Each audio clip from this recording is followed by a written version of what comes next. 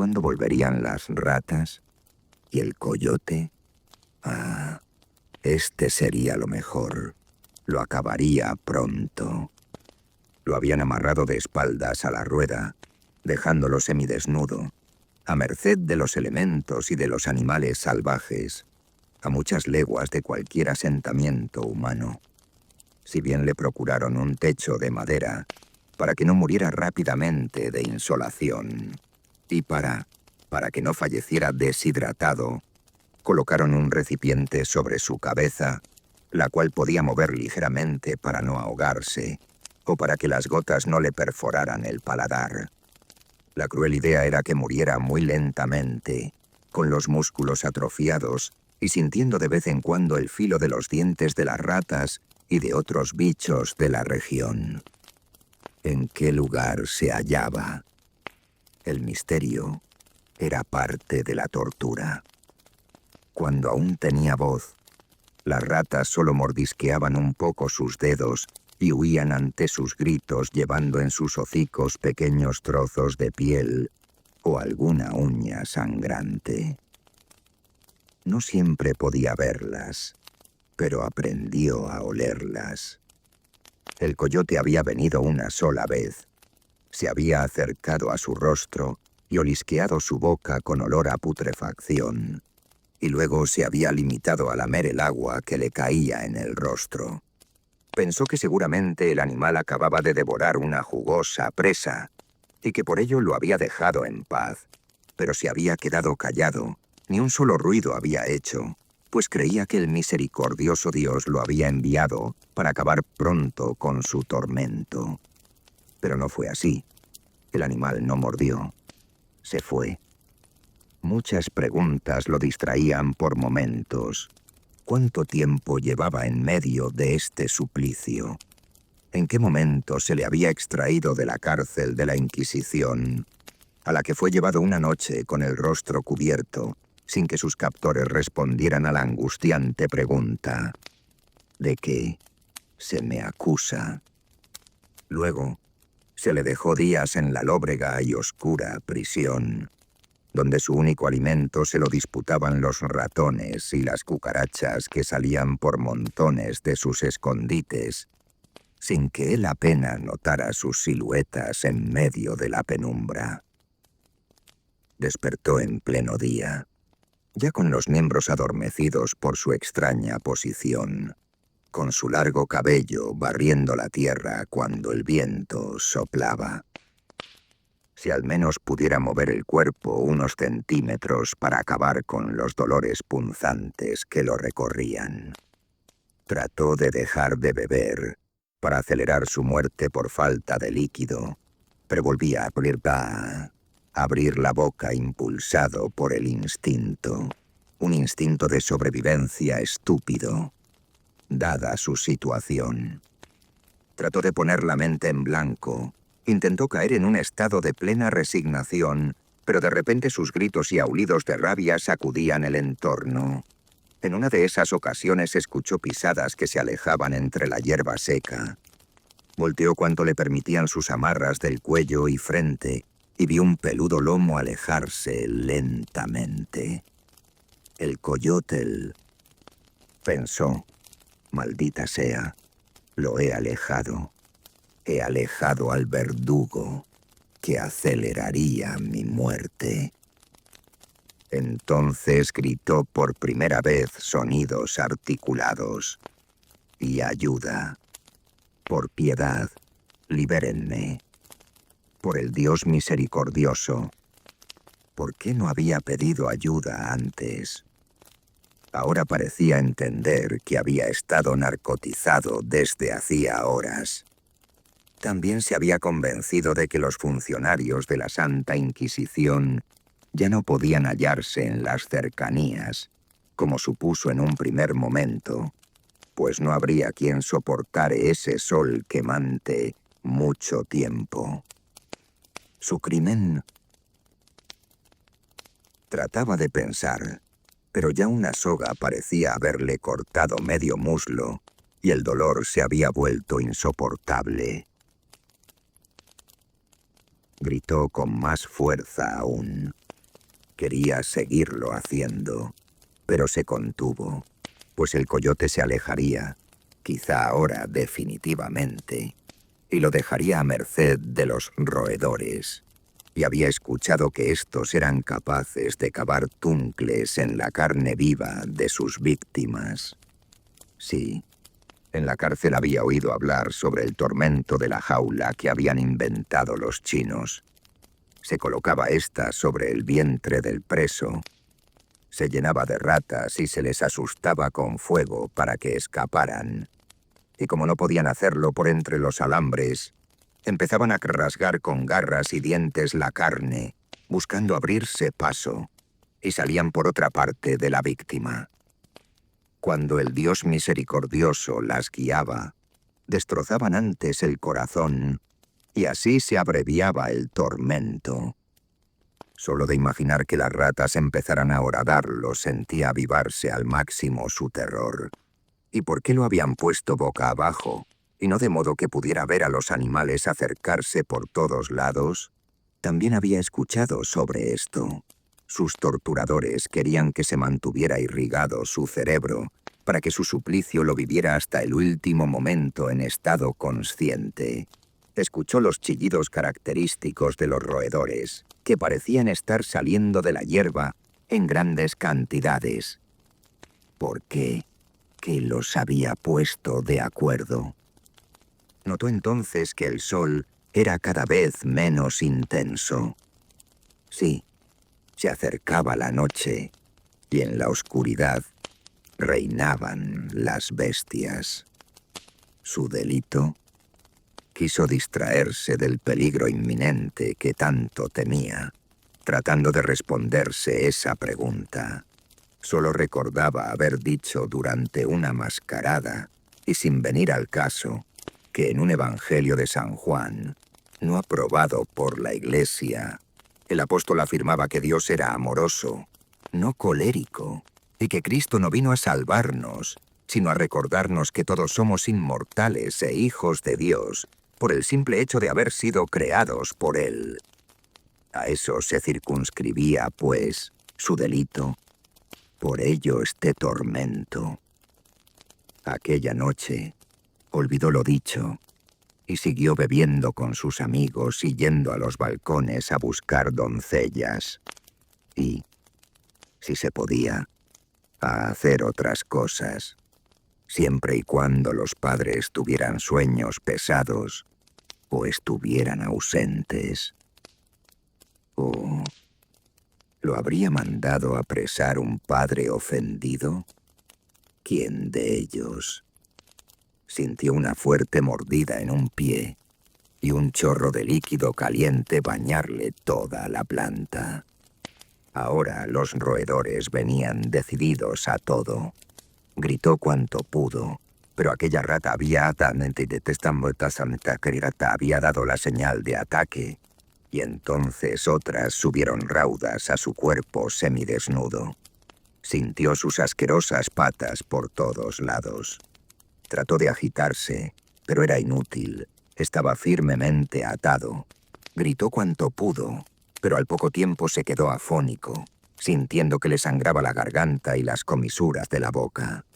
Mordieron sin descanso, hambrientas, y él entonces se arrepintió aún más de haber ahuyentado al coyote. Entonces gritó la única palabra que podía traerle un poco de consuelo en esa locura. Y Dios, y un reclamo: ¿por qué me has abandonado? En esos momentos, una enorme rata cavó en su corazón. Al amanecer un coyote le estrujó la cara para beber el agua que se había quedado estancada en su boca. Después empezó a lanzar tarascadas, a engullir los ojos, la nariz, los labios. Del resto del cuerpo de la víctima apenas quedaba nada. Bajo el sol deslumbrante y en medio de un mar de moscas, se mostraba el costilar del hombre, que fue dejado ahí hasta que un grupo de insurgentes, acaudillados por el cura Hidalgo, arribaron al lugar. Gran tristeza les dio ver la osamenta sostenida por flojas cuerdas a la rueda de madera. Solo era una muestra más de la crueldad que los españoles habían ejercido contra los mexicanos. El Santo Oficio, desde su instauración, había perseguido todo lo que oliera a rebelión contra la Iglesia y contra el rey. En el siglo XVII, el Santo Oficio ordenó la captura de 2 marineros españoles y su capitán, tras ser acusados de herejía. Al no conseguir su confesión, se les colocó un collar de púas en el cuello para causarles dolor. El castigo funcionó. Declararon que hacía una semana habían llegado al puerto de Veracruz en un barco de carga y que debían repartir víveres en diferentes establecimientos. Como era temprano, decidieron descansar un rato y luego salir a divertirse. Horas más tarde, los 3 marineros se divirtieron en lo más lindo entre botellas y bellas mujeres en una taberna abarrotada de marineros de varios países. Al fondo,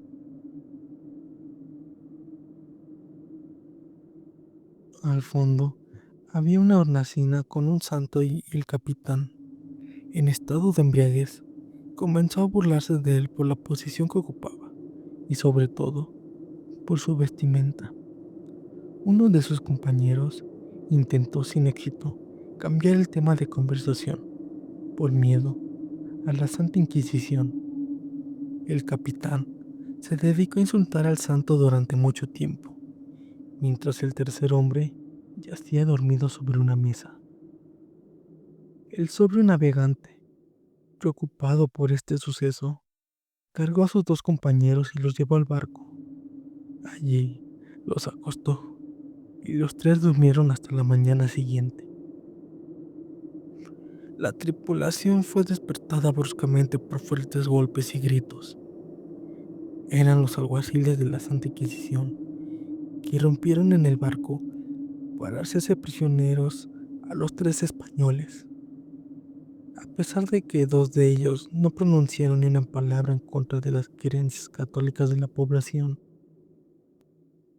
Una vez en la celda, fueron cruelmente torturados y fue en ese momento cuando les colocaron el collar de púas. Al escuchar con detalle lo sucedido, solo condenaron al capitán a morir en la hoguera. La mercancía del barco iba a ser confiscada por el Santo Oficio. Sin embargo, sucedió algo muy extraño, pues al morir el capitán, el barco se hundió lentamente en el mar con toda su carga. Los inquisidores enviaron emisarios para intentar sacar la mercancía, pero ocurrió algo terrible. Nadie que se sumergiera en aquellas aguas volvió a salir con vida. Se dice que el capitán ejecutado guardaba celosamente su carga y que su espectro podía verse en la cubierta, lo que los peces evitaban a toda costa.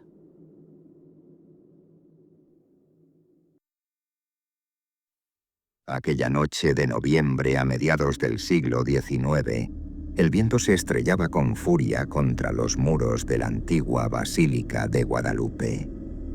Eran aproximadamente las 11 de la noche, cuando el inquisidor don Hernando Venegas se disponía a retirarse acompañado de algunas importantes autoridades de la Ciudad de México y del abad, encargado de dicha basílica, a quien convidarían en la casa de Venegas por ser ese el día de su cumpleaños 69.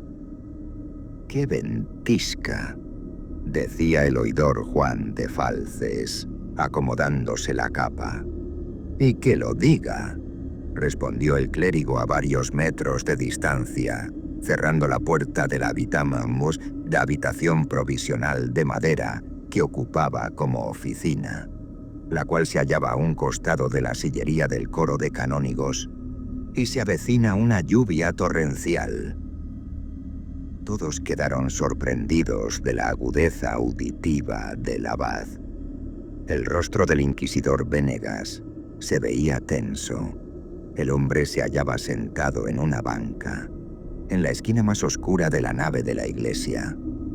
Meditaba larga y profundamente en los sucesos de hacía 3 días, en que se había ejecutado en la Plaza Mayor a don Luis Neras de Alfarache, acusado en falso de hereje. Don Venegas había convenido con su acusador, el marqués Francisco de Quesada, cuñado de Juan de Falces, que la 5ª parte de las propiedades del condenado le serían entregadas, lo cual significaba una fuerte suma, en recuerdo de la cual las facciones del inquisidor se dulcificaron un poco. Pero su conciencia no le dejaba en paz, pues don Luis, quien lo había considerado su amigo, se había distinguido por poseer excelentes virtudes, entre las que se contaba su mucho apego a las enseñanzas de Cristo. Sin embargo, pudieron más el poder y la ambición del marqués. Cuando los demás alababan el buen oído del abad, don Venegas solo asentía, sin saber de qué se hablaba. De pronto, sonaron fuertes golpes dados con la aldaba en la puerta del templo. «Vaya manera de tocar», dijo el clérigo, cubriéndose el cuello. Un criado del abad fue a abrir.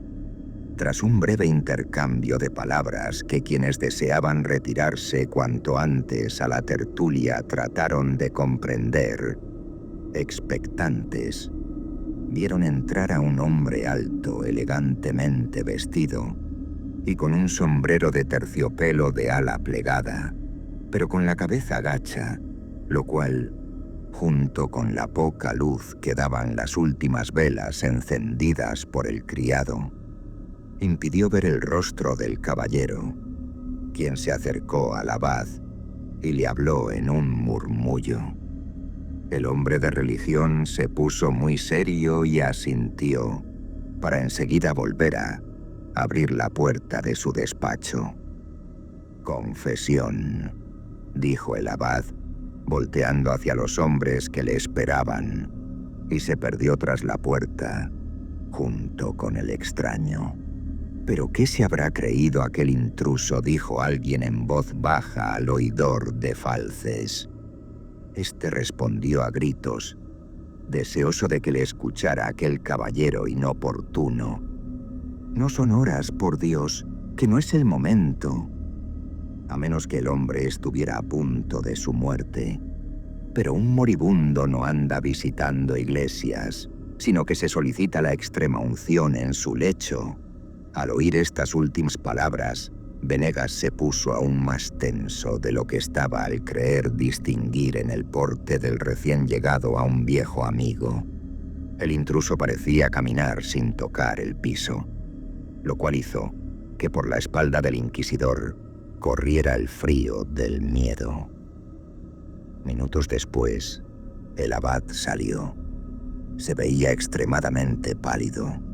Su andar era lento y avanzaba con dificultad. «¿Se siente usted mal?», le preguntó Juan de Falces, sosteniendo por un brazo al anciano religioso.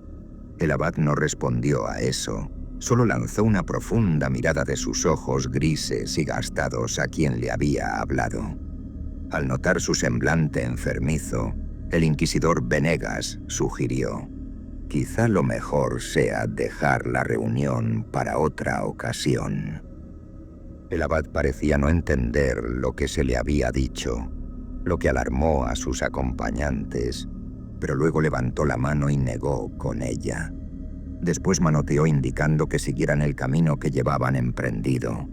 «No quiero pasar esta noche solo. Por favor», musitó.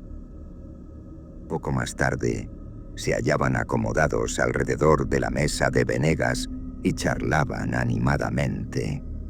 La seriedad y el silencio del abad los atribuían a su mucha edad y cansancio. Pero cuando de Falces, sentado a su derecha, le preguntó quién había sido el extraño que había confesado esa noche, El religioso señaló con una mano temblorosa su oído derecho y luego agitó un dedo en señal de negación. ¿Cómo? ¿No escucha usted bien de ese lado? Por primera vez el abad habló en extenso.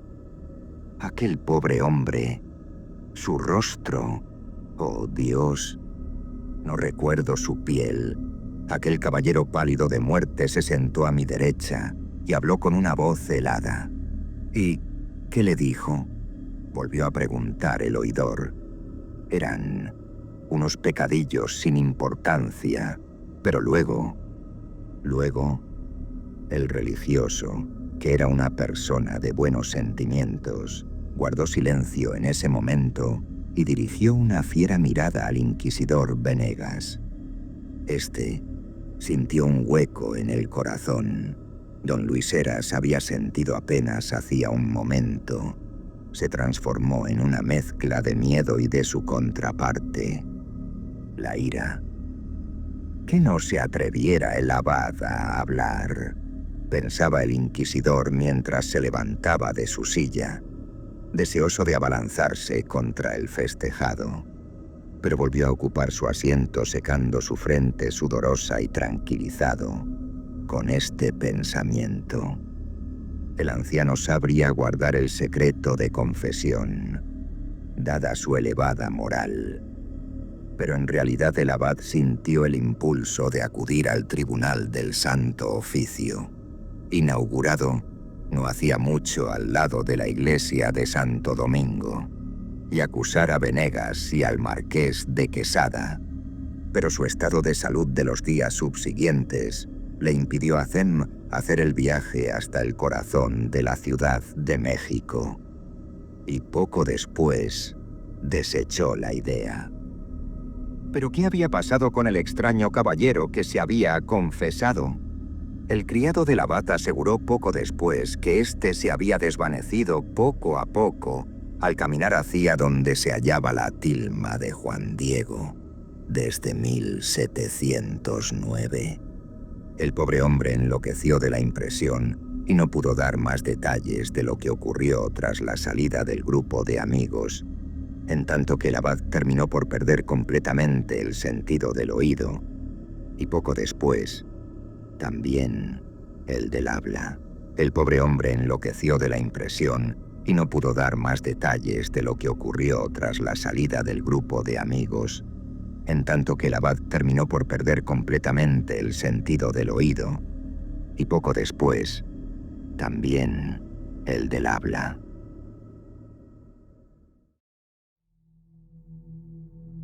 A finales del siglo XVI, en la casa número 3 de la calle de la Puerta Falsa, en Santo Domingo, en lo que hoy conocemos con el número 100 de Perú, vivía un sacerdote en concubinato con una mujer. Algunos dicen que la mujer estaba casada, otros que era su ama de llaves. Lo que es seguro es que el sacerdote vivía en pecado.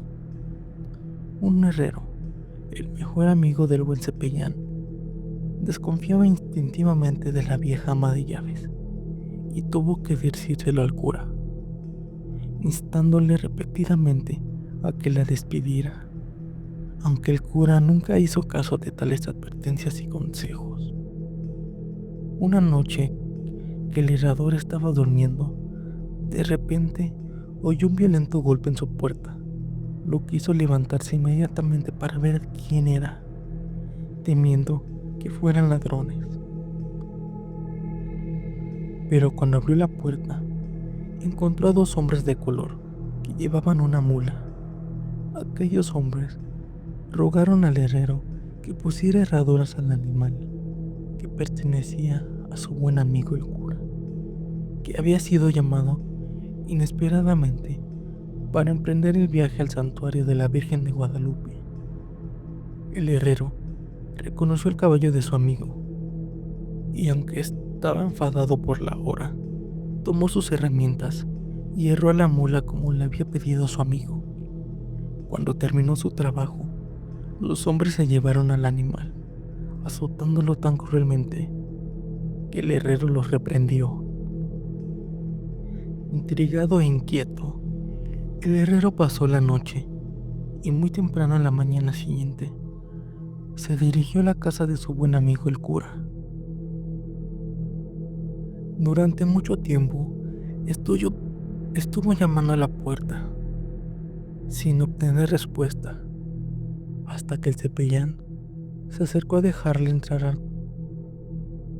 Durante mucho tiempo estuvo llamando a la puerta de la casa sin obtener respuesta, hasta que el cepellán se acercó a dejarle entrar, con los ojos adormecidos, señal inequívoca de que acababa de salir de su cama en ese momento. Cuando el herrero le contó lo que había sucedido aquella noche, le dijo que no había hecho ningún viaje, ni que había dado la orden de herrar a la mula. Entonces, bien despierto, el buen cepellán se rió a carcajadas de la broma que había sido objeto del herrero. Ambos amigos se dirigieron a la habitación del ama de llaves, por si estaba al tanto de lo ocurrido. El sacerdote decidió despertar a su ama de llaves.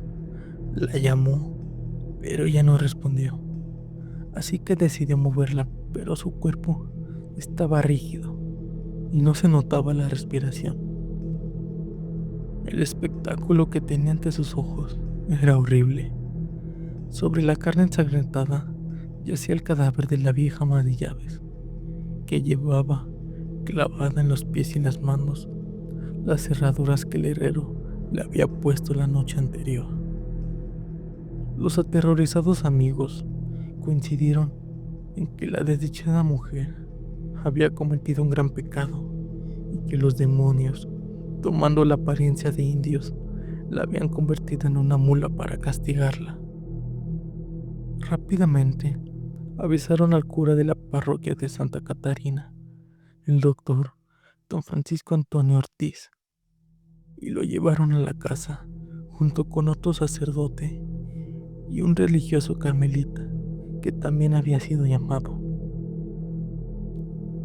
Examinaron a la difunta y constaron los golpes que había recibido de los demonios cuando la llamaron a calzar. Todos los testigos se pusieron de acuerdo para cavar una fosa en el patio de la casa y enterrar a la mujer para que su muerte permaneciera en secreto entre los presentes.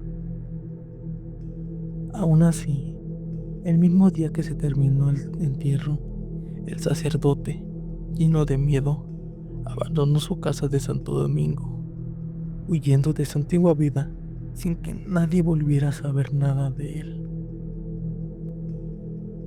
Se dice que, arrepentido de su pecado, el sacerdote ingresó en la compañía de Jesús, compensando con sus actos sus acciones pasadas. Otros cuentan que, atormentado por lo ocurrido, el sacerdote no pudo aguantar más y se ahorcó, por lo que nunca más se supo de él. Lo que sí es un hecho es que uno de los presentes contó una fábula de lo sucedido, y desde entonces la gente empezó a llamar a la calle de la mujer errada. Desde entonces suena el alma de aquella mujer maldita que no puede descansar en paz y convertida en un ser horrible, la mitad mula y mitad mujer, vaga por la calle de la mujer errada. Se dice que todos los días se escuchaba un sonido oscuro. Era el sonido de un carro que, por las mismas calles y a la misma hora, ponía en alerta a los habitantes. Un día, una persona intrigada por el inusual ruido se puso a investigar y el resultado fue la muerte. De hecho, todo indica que su forma de morir fue realmente espeluznante. Pero lo ocurrido no fue una noticia nueva para el pueblo, ya que tiempo atrás, cuando no había electricidad y cuando toda la ciudad estaba a oscuras, ocurrió el mismo hecho inexplicable. Todos los días en el callejón, cercano a la iglesia, se oía pasar una carreta a toda velocidad, precisamente cuando la noche se apoderaba de la ciudad. Esto se transmitió rápidamente de voz en voz por toda la ciudad, y el miedo inundó a cada persona, a cada uno de sus habitantes. Algunos decían que podían oír el chirrido de sus ruedas y el golpe de los caballos, hasta el punto de no dejarles dormir. Otros afirmaron que se oían los lamentos de algunas personas en la distancia. Un día, una señora muy querida por todo el pueblo, una tal doña Nila, al oír la carreta y escéptica por el rumor que corría por el pueblo, decidió enfrentarse a ella y mirar por su ventana. Al hacerlo, descubrió la sombra de los caballos, enormes caballos, y al intentar identificar quién era el conductor, se sorprendió tanto. Y al día siguiente, se la encontró al pie de su ventana, desmayada.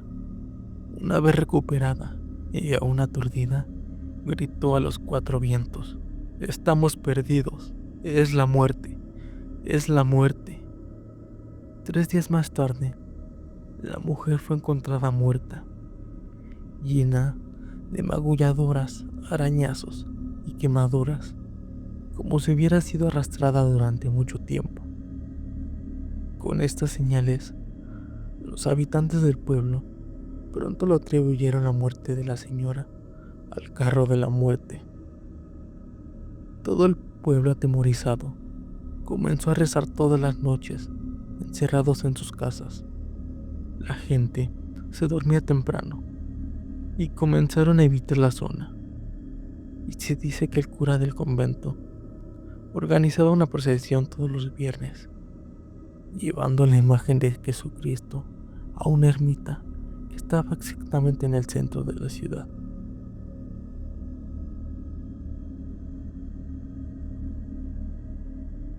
Hoy en día los habitantes aún aseguran escuchar la famosa carreta por las noches, pero conociendo la leyenda, nadie se ha atrevido a salir por su ventana para averiguar de quién se trata, porque temen encontrarse antes de lo esperado con la propia muerte.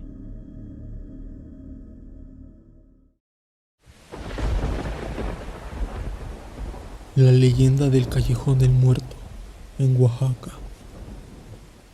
Oaxaca es una ciudad conocida por sus edificios coloniales. En ella recorrerás calles llenas de color y tradición. Descubrirás que cada rincón está lleno de historia, y en esta ocasión vamos a indagar un poco por las más antiguas del lugar, con la siguiente historia. Hablaremos de la primera calle de Morelos, que va en sentido diagonal en dirección a la última de Matamoros. Es un sinuoso y angosto callejón, solitario y tétrico, que hace tiempo fue testigo de un misterioso asesinato y a la vez de un espeluznante suceso registrado momentos después de cometido aquel crimen, lo que hizo que desde entonces fuera conocido con el nombre de el Callejón del Muerto.